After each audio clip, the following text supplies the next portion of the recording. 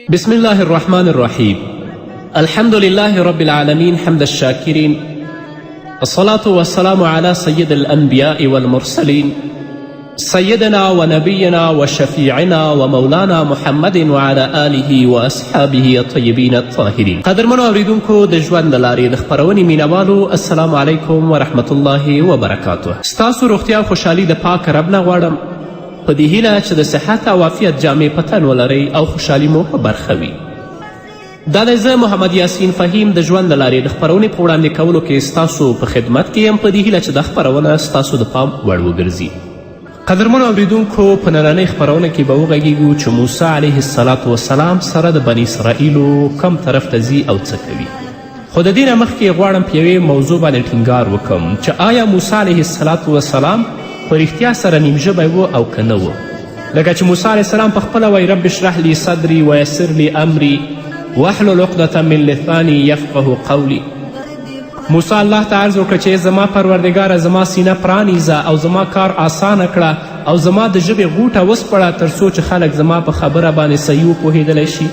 همدارنګه فرعون موسی علیه السلام ته ویل خپل قوم کې چې ام انا خیر من هذا الذي هو مهین ولا یکاد یبین. فرعون ویلی چې آیا زه ښه سړی یم که دغه سړی چې ذلیل او حقیر دی او خپله خبره هم څرګنده نشي بیانولی.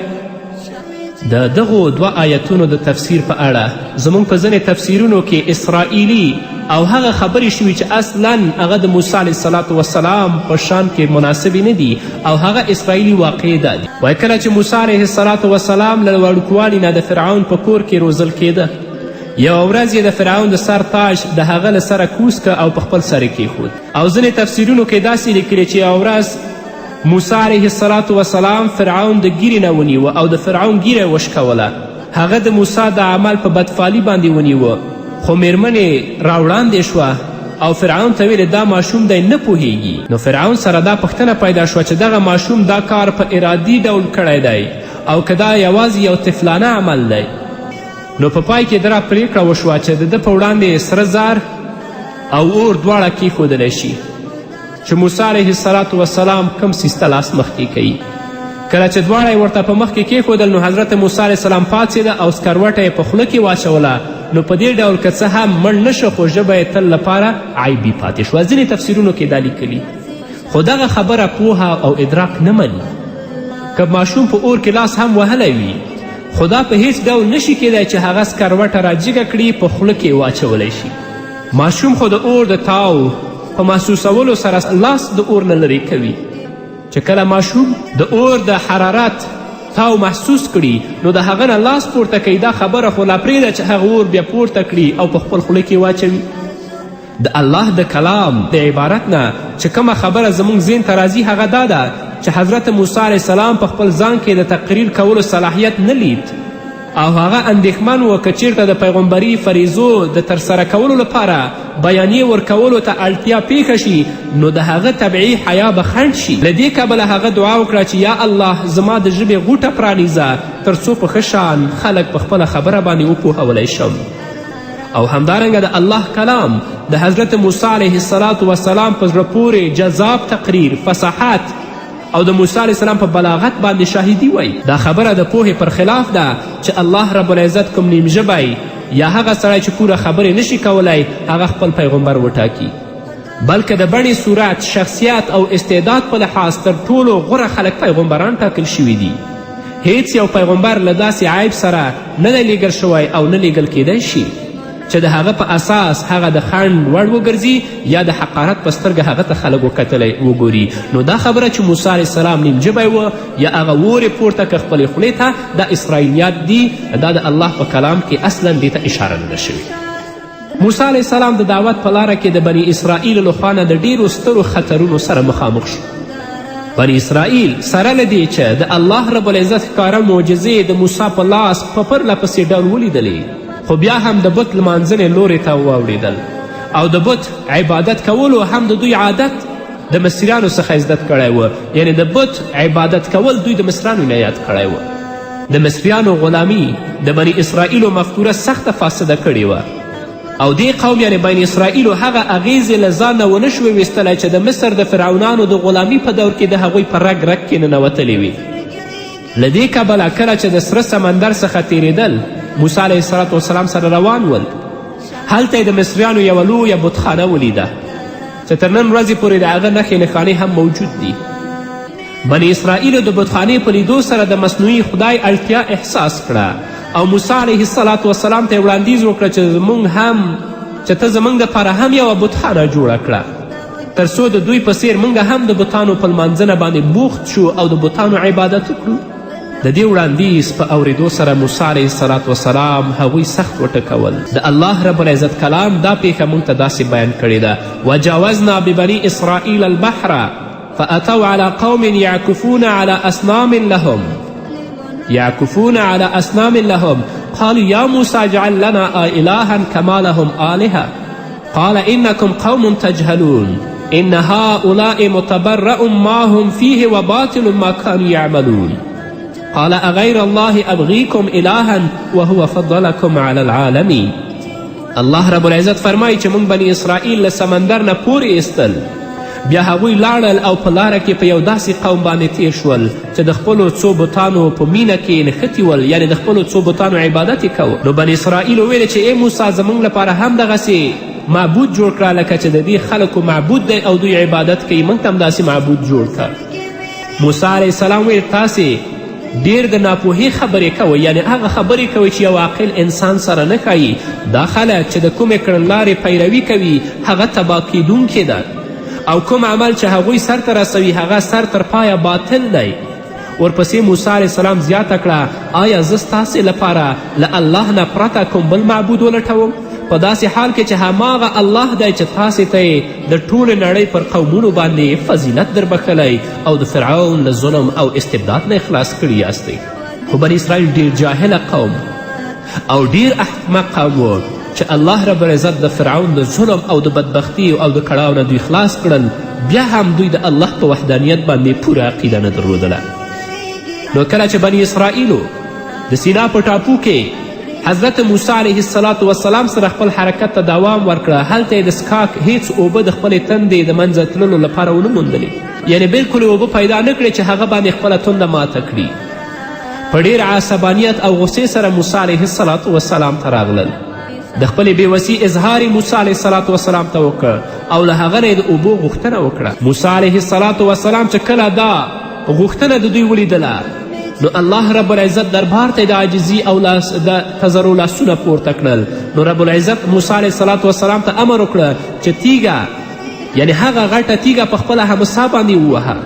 کله چې موسی علیه السلام دا کار ترسره کړه نو له هغې تیږې نه د اوبو 12 چینې راووتلې او د بني اسرائیلو هرې طایفې د یوې چینې نه استفاده کوله او هر یوې ځان ته یوه چینه ټاکلې وه. همدارنګه موسی علیه السلام سره روان ول نو دوی باندې د لمر ګرمي او د لمر حرارت سخت اثر وکړ او داسې څه وسیله هم نه وه چې د لمر د تودوخي نه دوی خوندي پاتې شي. نو بیا بني اسرائیل د تودوخي له امله موسی علیه السلام ته شکایت وکړ چې ګرمي ډیره ده. موسی علیه السلام د دې ستونزې د لرې کولو لپاره د الله رب العزت دربار ته دعا وکړه. الله رب العزت په آسمان کې وریځه خوره کړه تر څو دوی د ګرمۍ د کړېدو نه خوندي پاتې شي او د ګرمۍ احساس ونه کړي. په همدې ترتیب سره د سفر خوراکي توکي په مخ په خلاصېدو خلاص شول. موسی علیه السلام د الله دربار ته دعا وکړه او رب العزت د من سلوا په نازلولو سره هغوی ته د خوړو برابرولو فوقالعاده انتظام جوړ کړه. پاخه کړي مړزان به هغوی ته د آسمان نه راکته کېدل او دوی به خوړل او دا ورته هم ویل شوي وو چې تاسو به دا ځان سره نه ذخیره کوئ. کله چې رب العزت دغه درې ګونې نعمتونه پر بني اسرائیلو پیرزو کړل وروسته یې هغوی ته ویل چې له دغو پاکو او خوندورو نعمتونو څخه وخورئ، خو هغوی د دې پیرزویانو په وړاندې کفران نعمت وکړه او نور نعمتونه یې وغوښتل چې د دې بې ځایه غوښتنې له کبله پر خپلو ځانونو دوی ظلم وکړه او الله رب العزت هغه نعمتونه ترې واخیستل. لکه رب العزت فرمایي وقطعناهم 12 اسباطا امما واوحینا الى موسی اذ استسقاه قومه ان اضرب بعصاك الحجر فانبجست منه 12 عينا قد علم كل أناس مشربهم وظللنا عليهم الغمام وأنزلنا عليهم المن والسلوى كلوا من طيبات ما رزقناكم وما ظلمونا ولكن كانوا أنفسهم يظلمون. الله رب العزت فرمایي چې موږ دا قوم په 12 کورنیو ویشلی، یعنی موږ دا قوم په 12 کورنیو ویشلی او هغوی ته مو د ځانګړو ډلو بڼه ورکړې وه، هر یوه بیله طایفه وه. او کله چې د موسی علیه السلام نه هغه قوم اوبه وغوښتلې نو موږ موسی علیه السلام ته اشاره وکړه چې په فلاني تیږه باندې خپله همسا ووهه، نو بیا له هغې تیږې نه په ناڅاپي ډول 12 چینې راوخوټېدلې او هرې ډلې د خپلو اوبو څکلو ځای وټاکه ځان دپاره، د هغه ځای نه اوبه څکلې. او رب العزت فرمایي چې موږ په هغوی باندې وریځ سوری راوست او په هغوی باندې د منو سلوا د اسمان نه نازله کړه، یعنی هغه پاک شیان. او دا موږ ورته ویلي چې دا پاک شیان وخورئ چې موږ تاسې ته در په برخه کړي دي.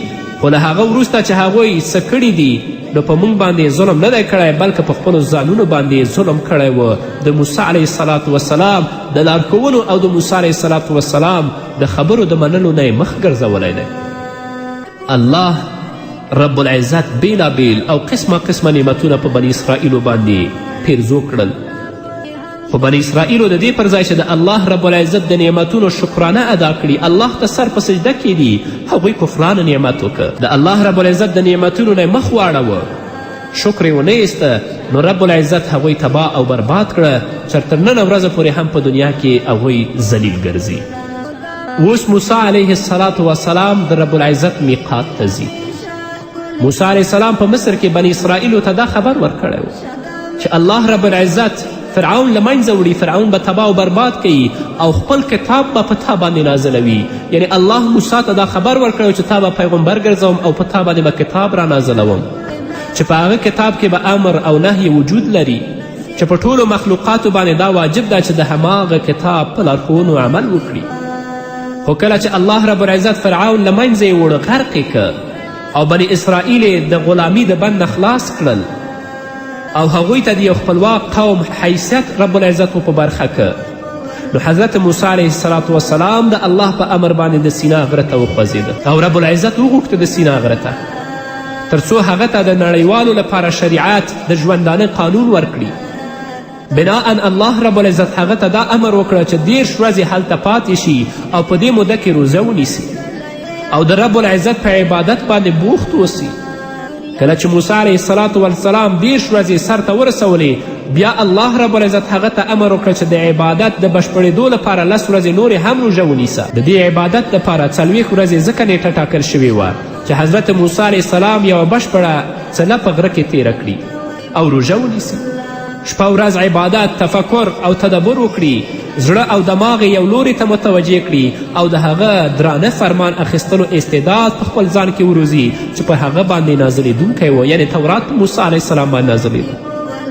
موسی علیه السلام مخکې له دې نه چې د سینا غره ته د الله رب العزت د مناجاتو ته لاړ شي، خپل رور هارون علیه السلام ته یې وویل ته زما په ځای د بني اسرائیلو په منځ کې خلیفه یعنی قایم مقام اوسه او د اصلاح فعالیت کوه او دوی له ورانکاري نه منع کوه. الله رب العزت دا پیښه په خپل کرام کې موږ ته داسې بیانوي: ووعدنا موسی 30 لیلة واتممناها ب10 فتم میقات ربه 40 لیلة وقال موسی لأخیه هارون اخلفني في قومي واصلح ولا تتبع سبیل المفسدین. ولما جاء موسى لميقاتنا وكلمه ربه قال ربي أرني أنظر إليك قال لن تراني ولكن انظر إلى الجبل فإن استقر مكانه فسوف تراني. فلما تجلى ربه للجبل جعله دكا وخر موسى صاعقا فلما أفاق قال سبحانك تبت إليك وأنا أول المؤمنين. قال يا موسى إني اصطفيتك على الناس برسالاتي وبكلامي فخذ ما آتيتك وكن من الشاكرين. وكتبنا له في الألواح من كل شيء موعظة وتفصيلا لكل شيء فخذها بقوة وأمر قومك يأخذ بأحسنها سأريكم دار الفاسقين. رب العزت وایي چې موږ موسی علیه السلام د 10 شپو او ورځو لپاره د سینا یا د تور غره ته غوښتی و او وروسته مو 10 ورځې نورې هم زیاتې کړې. په دې ترتیب سره د هغه رب ټاکلې موده پوره 40 ورځې شوه. موسی د تللو په وخت کې خپل ورور هارون علیه السلام ته ویل چې له ما څخه وروسته ته زما په قوم کې زما قایم مقام اوسه او د اصلاح فعالیت کوه او د ورانکارو په لاره مه ځه کله چې هغه زموږ په ټاکلې نیټه راورسېده. رب العزت وایي او د هغه رب له هغه سره خبرې وکړي، یعنی پروردګار موسی علیه السلام سره بغیر د کم منځګړي خبرې وکړي. نو موسی علیه السلام هیله وکړه چې ای پروردګاره ما ته د لیدو چانس راکړه چې زه تا ووینم. رب العزت موسی علیه السلام ته وویل چې ته ما نشي لیدلی. الله رب العزت موسی علیه السلام ته وفرمایل چې لږ شان د غره لورې ته وګوره، که هغه په خپل ځای باندې ولاړ پاتې شو نو ته بیا ما لیدلی شي. نو کله چې موسی علیه السلام د غره طرف ته وکتلې او رب العزت په غره باندې د خپل د دیدار وړانګې وغورځولې نو هغه یې میده میده که، غر ټوټې ټوټې شو. چې کله د پروردګار هغه تجلی په غره باندې پرېوتلې هغه توان ونه درلود، د غر ټوټه ټوټه شه. نو موسی علیه السلام بېهوشه پرېوت.